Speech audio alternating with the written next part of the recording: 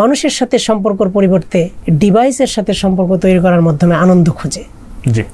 মানুষের সাথে সম্পর্ক করলে আনন্দটা বেশি পেত। সাইকোলজিগুলো রিভার্স হয়ে যাচ্ছে। বন্ধুরা কে লাইক দিল, কে লাভ দিল, কে হাই দিল, কে কি করতেছে, সে ওটা দেখে পরিতৃপ্তি লাভ করে। তার ঘরে শান্তি নাই, বনিবনাট হয় নাই, কোনো অসুবিধা আছে, লাইফ স্ট্রেস আছে, সে এইভাবে নিজেকে ভুলে থাকে।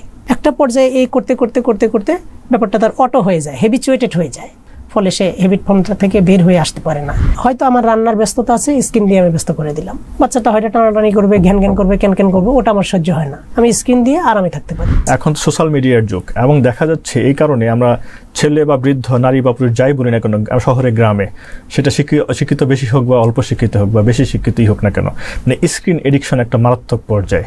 তো এই জায়গাটা থেকে উত্তরণের উপায় কি? স্ক্রিনটা দিচ্ছে কি? আমরাই তো দিচ্ছি। স্ক্রিনের সঙ্গে বাচ্চাদেরকে পরিচয় করাচ্ছে কি? আমরাই তো পরিচয় করাচ্ছি। এটা কার স্বার্থে করানো হচ্ছে? আমার নিজের স্বার্থে করানো হচ্ছে। কিভাবে? যে হয়তো আমার রান্নার ব্যস্ততা আছে, স্ক্রিন দিয়ে আমি ব্যস্ত করে দিলাম। বাচ্চাটা হয়তো টানাটানি করবে, ঘ্যান করবে, ক্যান করবে, ওটা আমার সহ্য হয় না, আমি স্ক্রিন দিয়ে আরামে থাকতে পারি। বাচ্চার হাতে মোবাইল দিয়ে আমি আরামে থাকতে পারি। হ্যাঁ, বাবা অফিস থেকে আসলো, সে ক্লান্ত এবং শ্রান্ত, পত্রিকা পড়বে বা টেলিভিশনে খবর দেখবে ইরানের যুদ্ধ কোথায় গেল। সেটার জন্য সে কি করবে? সে তাকে একটা মোবাইলটা ধরাই দিবে, ধরাই দিয়ে সে আরামসে ইরান কয়টা ক্ষেপণাস্ত্র মারলো সেটা গুনতে থাকবে। তো এই স্ক্রিনটা কিন্তু বাচ্চা নেয় না, আমরা বাচ্চাদেরকে দেই। তাহলে এটা তো বয়স্কদের মধ্যেও আছে। আসছি সেখানে। তো এই যে স্ক্রিনটা আমি দিলাম তাকে, এটা বাচ্চাদেরকে প্রাইমারি ওরিয়েন্টেশনটা কিন্তু আমি দিলাম, আমরা বড়রা দিলাম। যখন আমার বাড়িতে একটা বেবি আসবে, যদি আমার এটা ম্যানেজ করার যথেষ্ট দক্ষতা সক্ষমতা না থাকে, এটা না দেওয়াই ভালো। অথবা যদি দেইও, তাহলে এটার সঙ্গে আমার একটা ডিসিপ্লিন জড়িত করে দেওয়া দরকার। কতক্ষণ দিব, কতটা টাইম দিব। আপনারা তো এটা বলেনি, মেডিকেল সায়েন্সের আপনারা যারা এক্সপার্ট আছেন তারা তো বলেননি যে দিনে 4 বছরের আগে তো অবশ্যই না, 4 বছরের পরে সর্বোচ্চ 15 মিনিট বা 30 মিনিট এইভাবে দেওয়া যায়। আরেকটা হলো যে স্ক্রিনগুলো দেওয়ার সাথে সাথে স্ক্রিনের সাথে যদি আমি থাকতে পারতাম, বাবুটা স্ক্রিন দেখতেছে, আমি জিজ্ঞেস করলাম এটা কি, ওটা কি, এটা কি, ওটা কি, তাহলে কিন্তু সে মজাটা ওইভাবেই নিত যে হ্যাঁ সে দুজনে মিলে দেখবে, একা দেখবে না, ইন্টারেক্টিভ দেখবে। তখন একা একা দেখে কিন্তু মজা, লার্নিং এরও কিছু বিষয় থাকে, রাইট? আছেও তো। তো এটা এইভাবে এডিকশনটা আসতেছে। আরেকটা এডিকশন আসতেছে যে আমাদের স্কুলগুলো উইদাউট প্রিপারেশন হোয়াটসঅ্যাপে সিলেবাস পাঠানো শুরু করে দিল বাচ্চাদের কাছে। তো আপনার এই আইটিটা কিভাবে ব্যবহার করবে একটা স্কুল গোয়িং স্টুডেন্ট, এটা মোবাইলে করবে না ট্যাবে করবে না কম্পিউটার করবে, এ ব্যাপারে কোনো দিক নির্দেশনা না দিয়েই আপনি মোবাইলে মেসেজ দেওয়া শুরু, কোচিং সেন্টারগুলো মোবাইলে মেসেজ দেওয়া শুরু করলো। তো বাচ্চাদের স্বাভাবিকভাবে বাবা যারা একটু চিন্তা কম করে বা অত অ্যাডভান্স চিন্তা করে না, বা যাদের ব্যস্ততা বেশি, তারা হ্যাঁ ঠিক আছে তুমি তোমার মোবাইল দেখে নাও, আমার মোবাইল দেখে নাও, বাবার মোবাইলে, মোবাইলের সাথে তো বিজ্ঞাপনটাও আসে, এইভাবে কিন্তু জড়িয়ে যাচ্ছে সে। হ্যাঁ, এই যে উইদাউট প্রিপারেশন আমরা ডিভাইস তাদেরকে দিয়ে যাচ্ছি, এইভাবে সে স্ক্রিনের প্রতি ভালো থেকে মন্দের দিকে ধাবিত হচ্ছে। আবার বড়রা they have no work enough, তারা সময় ব্যবস্থাপনাটা হেলদি ওয়েতে করতে পারে না। Important, less important, more important ব্যাপারগুলোকে যে মাথায় রেখে চলা, মেন্টাল প্রিপারেশন রেখে দিনটাকে যে সাজানো, এটা সে ওইভাবে সাজায় না। ফলে সে মোবাইল সার্ফিং করে।